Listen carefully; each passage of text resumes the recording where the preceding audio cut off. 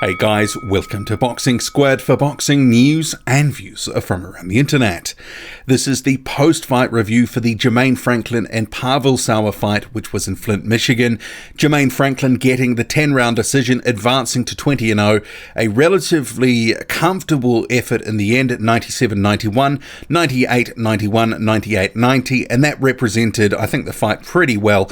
But Franklin, 2 knockdowns, he came close to stopping Sour a couple of times, 2 different knockdowns, but he just couldn't quite close the deal on that knockout. And I think he needed the knockout just in terms of the hype and buzz behind his career, and maybe to answer a few critics, because obviously he's been in, I think this is his 4th fight in a row where he's gone the distance. And this fight, like the others, he didn't necessarily look that impressive all the time. There were moments in the fight where he looked really good, other times just a little so-so. But I think this was a better effort than his last couple of fights against Jerry Forrest and also Rydell Booker.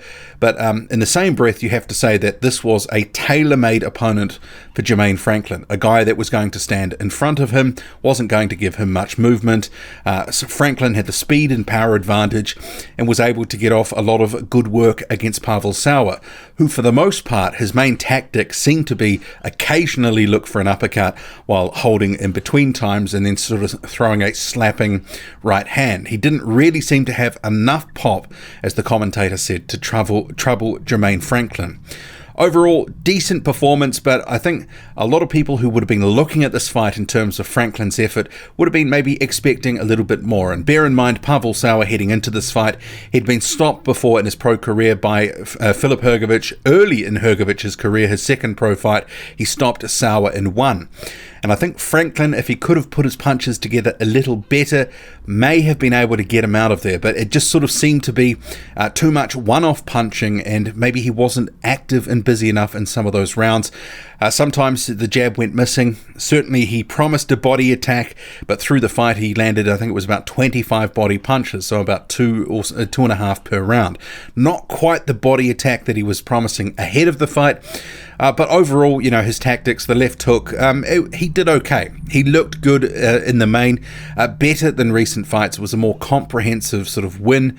No sort of controversy about whether he won this fight.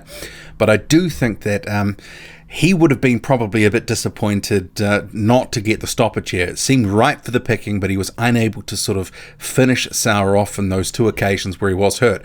One in the 6th round, which sort of came out of nowhere actually, because after a couple of good rounds to open up, where Franklin was sort of putting his punches together relatively nicely, it sort of fell into a bit of a rut where Sour was able to get his way. He was spoiling the action, frustrating Franklin. You know, he was able to actually win a round or 2 of his own. But in the 6th round, Franklin, nice counter right hand. He drops Sour. He beats the count. Initially, he looks a little bit unsteady, but regains his composure. Franklin unable to finish the show there.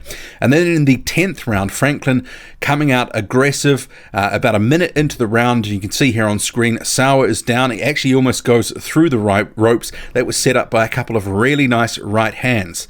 So yeah, I think overall, decent performance, and some of those rounds, especially through, I think it was round 7, 8, 9, they had some of the punch stats up between rounds, and Franklin was landing at about 65-70% per round, but he just wasn't throwing a lot of punches. He certainly was picking his punches well, but maybe he was trying to conserve energy, I don't know, but it seemed that through those rounds, Sour was definitely tiring, looking to tie up where he could. His punches were very ineffectual, and it did look like that Franklin could have done better in some of those rounds.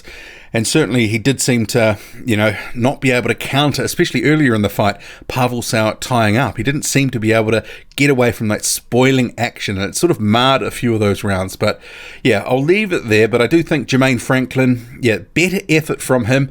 Still not a sterling performance. It's not the sort of fight that you go, wow, this is going to be the next heavyweight champion.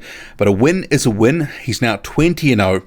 And I'm hoping to see a better level of opponent up next time, because I think this was a slight step down from his previous two opponents, and I think they were, certainly a tailor-made opponent, which he was unable to knock out, so I'm sure they'll be disappointed with that.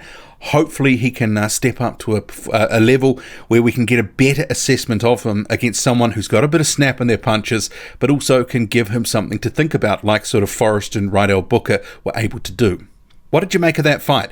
What do you make of Jermaine Franklin? Should he have knocked Pavel Sour out? I think he should have, but drop a comment loud and often. Hit like, hit subscribe. Follow me on Twitter, boxing_squared. I'm out.